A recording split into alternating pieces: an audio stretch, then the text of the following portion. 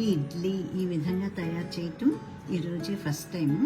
వేరే రకరకాలుగా చేశాను, కానీ ఇది ఏంటంటే 1 కప్పు పెరుగు, 1 కప్పు అటుకులు, 1 కప్పు బాంబే రవ్వ, ఈ 3 అరగంట సేపు నానబెట్టేసి అందులో జీడిపప్పు చిన్న చిన్న ముక్కల కింద చేసేసి 10 జీడిపప్పులు తీసుకున్నాను. గుళ్ళు చిన్న చిన్న ముక్కల కింద చేశాను. కొంచెం అల్లం ముక్కలు, కొంచెం మిరియాల పొడి, కొన్ని చిల్లీ ఫ్లేక్స్, కొంచెం కొత్తిమీర అన్నీ వేసి కలిపేసి లాస్ట్లో కొంచెం ఒక చిటికెడు సోడా వేసి కలిపేసి